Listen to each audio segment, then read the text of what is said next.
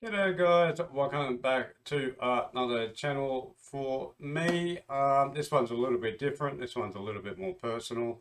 I'm going to talk about me being an amputee and also buying a new artificial leg in the Philippines, which is something that I've only done this year. I've been working on it, it's been a process for about the last 3 months. A little bit harder to find these sorts of things in the Philippines. Plus, I've been reluctant every time, even though I've been coming to the Philippines for a long time.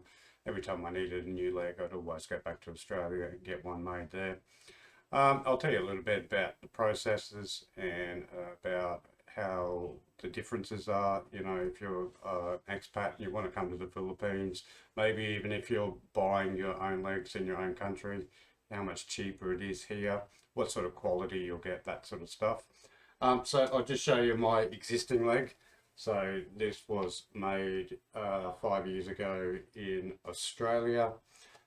Few people don't know about artificial legs, so this is called a corset. Okay, of course you got your hinges. Okay, so they're basically just a bearing system there. You've got an inner socket, which is where your stump goes. So that's generally a soft socket. And you've got your outer socket, which is fiberglass generally.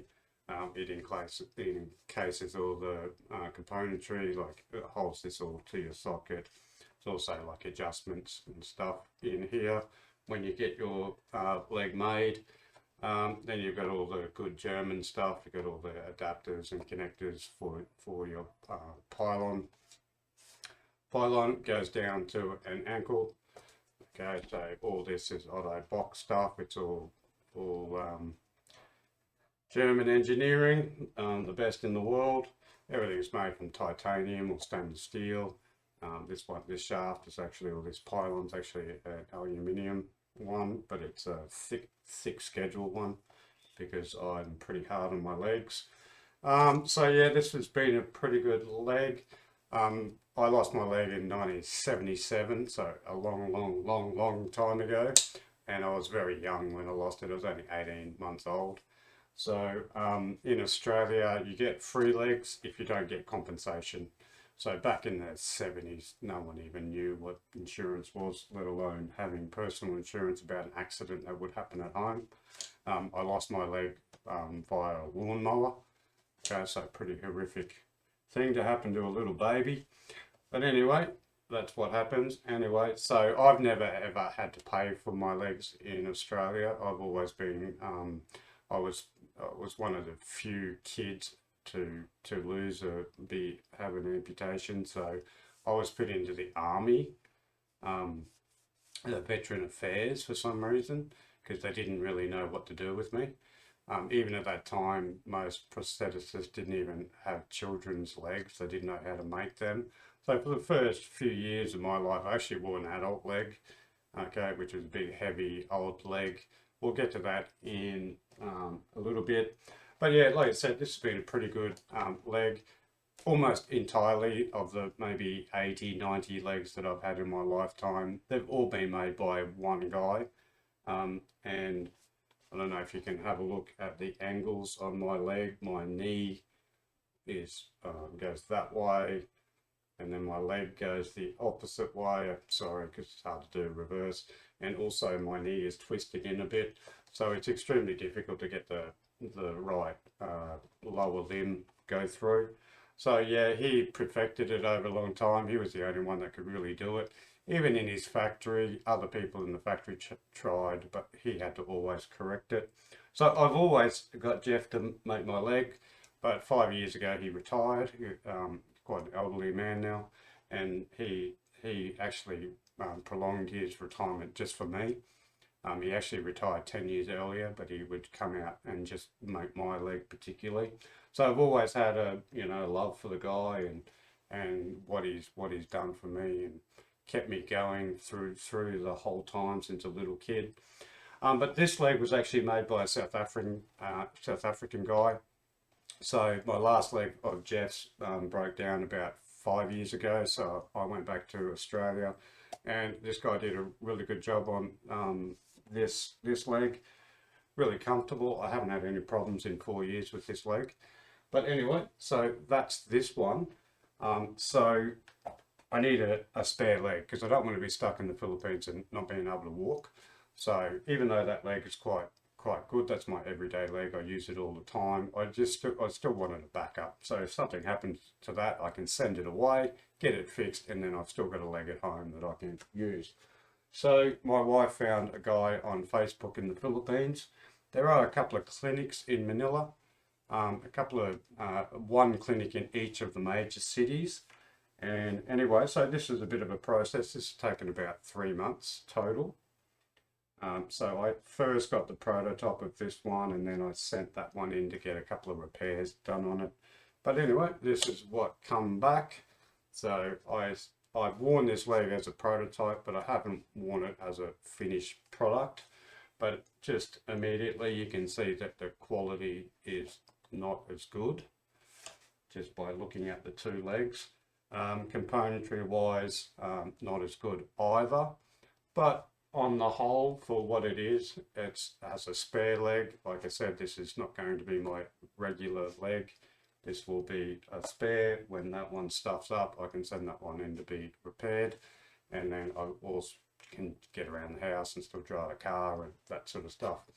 But generally, if you look at the leg, it's quite good. You can just see a couple of, this one is made in not a factory, but in a workshop. Whereas I'd say the guy who did this one, he made this one at home, but he still did a pretty good job. But you can see the difference in the socket setup. Okay, so this one's a lot more proud, whereas this one's a lot more fitting, a lot lighter. But you can see that the hinges are exposed here, whereas this one's enclosed in the fiberglass, which makes it a lot more stronger. And just overall, you can see the quality is a bit different. We've got the hinges. The hinges on the Filipino leg are homemade, whereas the Otto Bock ones have got actual races in them, so I can replace them all the time. Whereas this one, when it wears out, I'll have to replace that pinion. Overall quality. So, like I said, this one started off. This one used to have like a foam sheeting over the top. Over the years, it gets damaged, all that sort of stuff. I just haven't bothered to replace it. There is a stocking that you put over the legs anyway, so even though that one looks a little bit terrible, I can cover it with a stocking if I'd like to. But at the moment, I don't really care. I live in the Philippines. Everyone looks at me anyway. I'm white. I've got one leg, so even another reason for them to look at me. So we'll talk a little bit about the differences. The corset leather is different. I don't know what this leather is. It's like a synthetic leather, but it's really comfortable. I'm actually quite happy with this, the corset section. The socket is a little bit deeper, and it's pretty comfortable. There's nothing too wrong with it. I did break this the first time he brought it back, so he had to redo these pins here. I'm still a little bit iffy on them. I can see me breaking them again as well, but that's a pretty big easy fix. You just put another pin in and then clamp it down. This part, well, you can see it's just a piece of foam that he glued together. The componentry inside the leg seem quite good, pretty similar. I don't think they're titanium. I think they're just stainless steel just by looking at them. Yeah, I can tell by the code, they're just stainless steel, but they're still Otto Bock. Okay, so they're still using German stuff, which is the best in the world. Mine are titanium. Okay, mine are a little bit different. The foot is just a basic foot. Okay, so this is just a common Otto Bock foot. There's not too much movement in it. You can only go forward and back. So for normal people, you wouldn't know the difference because your foot's all on an axis. But for people who have artificial legs, that's quite important. So this is a one-directional ankle, whereas that one's a sports ankle. I can twist this way and go that way and on an angle, which makes all the difference when you play sport. I play golf. Walking upstairs in this one is a hell of a lot harder. walking on an angle. If you're walking up a hill, this one will push you further to the right or left, whereas that one will bend, flex a little bit more. So yeah, it's something to get used to. But generally, overall, I'm quite impressed with the guy. The process was really simple. He came to my house. Okay, it's like home service, so you can't beat that. Um, when he did my first cast, I was particularly watching him because I've seen so many people, well, so many times my leg has been cast, and I watch exactly what Jeff used to do and where he'd mark my bones and all that sort of stuff. My stump's very small. It's got some weird bone structures in it. So yeah, he did a good job. He did exactly the same thing. In fact, I had everything set up for him when he arrived, so he was a bit shocked that I had all the water and I had a seat ready for him. I even had the pencil for him to mark the cast and everything like that.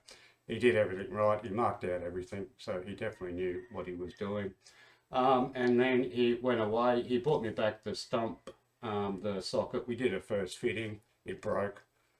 And then he was quite embarrassed about that, as you can imagine. And then he came back, he strengthened it up a bit later, and then I had the leg for about a month while I was getting that one repaired. And then he had this for another 2 months, finishing it off. So finishing off, putting on a decent corset. Like I said, everything about that is quite good. All the stitching is well made. Everything fits nice. Really good work on the leather work. Like I said, I'm not too happy about the hinges here, but he said he just can't get them. Okay, so he has to make his own. Like I said, this sort of leg I'll have to make sure it's lubricated more than that one. I would never lubricate my leg ever, never have. Whereas this one I'll definitely have to, because that's metal on metal. I ordered a really good Otto Bock foot. Similar to that one, which is a sports foot, and it was $1,000 US. And then Otto Bock actually sent it out, so I had to wait like 2 months for it. And the one that they sent out was a brown foot, so it was the wrong color. So he had to send that all the way back. I think he got it from America or something like. He sent it back, and then they said they didn't have the color in the pink or the Caucasian. So I got my money back on that, and then I decided just to use whatever the local foot was, the one that they can get easily in the Philippines, and this is the one that I got. So yeah, apart from everything, quite good. Price wise, okay, so like I said, I don't have to pay for my legs in Australia. So this one, okay, pretty basic leg. It's nothing special. It's got no computers in it or something like that. So you're probably looking at about $7,000 to $10,000 for this to be made in Australia. Like I said, I've never paid one because I was never got a insurance claim. But if you were getting one made, that's about what it would cost you. This one here, pretty similar. Like I said, a little bit less quality with, instead of titanium fittings and stuff like that, you just get the stainless steel. The pylon inside, I don't think it is an aluminium, but it looked more like something anodized. So I don't think it'd be waterproof or chemical proof like that one is. But anyway, I don't work in factories anymore, so I don't need that sort of stuff. But how much do you reckon? So this total without the foot, okay, I think this foot was only about $300-400 compared to the $1,000 one that I wanted. So all in all, it cost about $2,000, which I think is really quite reasonable for what I've got. Like I said, I was quite apprehensive about getting one made here, but now that I've got one made for $2,000, you can't really go wrong when you're talking about artificial legs. That's like bargain basement.